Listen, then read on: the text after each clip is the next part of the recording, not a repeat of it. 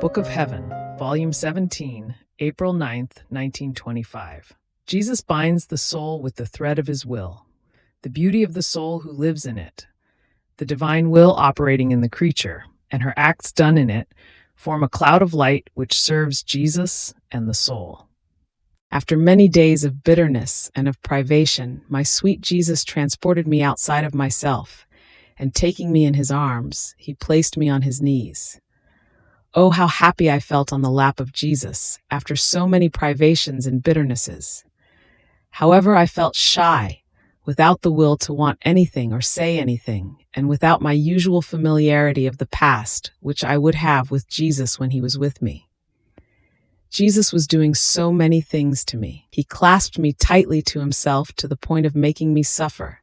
He placed his hand on my mouth, almost preventing me from breathing. He kissed me. And nothing. I gave him nothing in return. I didn't feel like doing anything. His privation had paralyzed me and rendered me lifeless. Only I let him do. I was not opposed in anything. Even if he had made me die, I would not have uttered a word. Then, wanting me to say something, Jesus told me, "My little daughter, tell me at least, do you want your Jesus to bind you all over completely?" And I do as you wish. And he, taking a thread in his hand, made that thread pass around my head, before my eyes, my ears, my mouth, my neck, in sum, my whole person down to my feet. Then looking at me with penetrating eyes, he added, "How beautiful is my little daughter, all bound by me.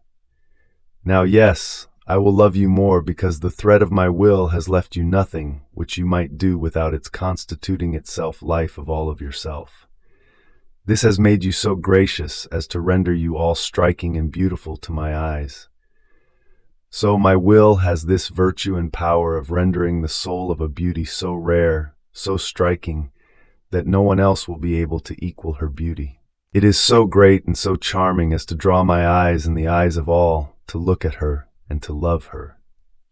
After he said this, I found myself inside myself, comforted and strengthened, yes, but highly embittered, thinking of who knows when he would come back, and that I had told him not even a word about my hard state.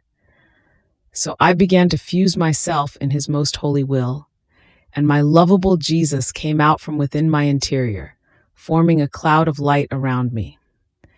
Jesus leaned his arms on this cloud and looked at the whole world. All creatures became present before his most pure gaze. And oh, how many offenses from all classes of people wounded my sweet Jesus.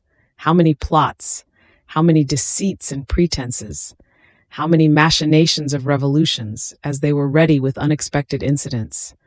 And all this drew chastisements, such that entire cities were destroyed. My sweet Jesus, leaning on that cloud of light, was shaking his head and was embittered deep into his inmost heart. And turning to me, he told me, "My daughter, look at the state of the world. It is so grave that only through this cloud can I look at it. If I wanted to look at it outside of this cloud, I would destroy a great part of it. But do you know what this cloud of light is? It is my will operating in you, and your acts done in it.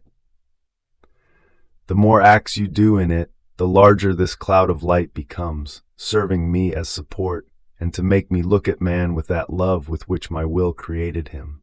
It forms an enchantment to my loving pupils, and making present to me all that I did for love of him, it makes a compassionate will arise within my heart, and causes me to end up compassionating the one whom I so much love. As for you then, this cloud of light serves you in a marvelous way. It serves as light for your whole being. It places itself around you and renders the earth extraneous to you.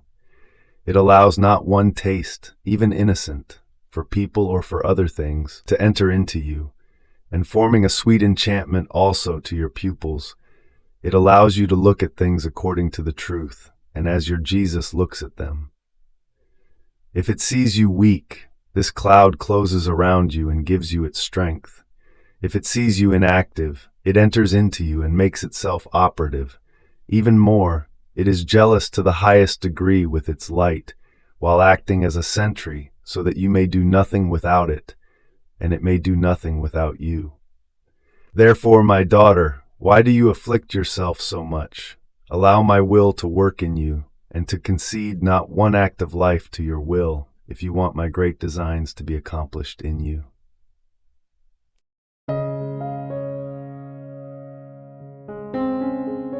Thank you for being a part of our community here at Divine Will app. If you enjoy listening to Jesus' lessons on how to live in the divine will, please give this video a thumbs up. Your likes help us reach more souls yearning to live in the kingdom of the divine will. We'd love to hear your thoughts and reflections, so drop a comment below. Your insights not only enrich our community, but also inspire others on their spiritual journey. And don't forget to subscribe to our channel. By joining us, you're helping to spread the news of the kingdom of the divine will, so that together we can bring His kingdom to reign on earth as it is in heaven. In the divine will, always.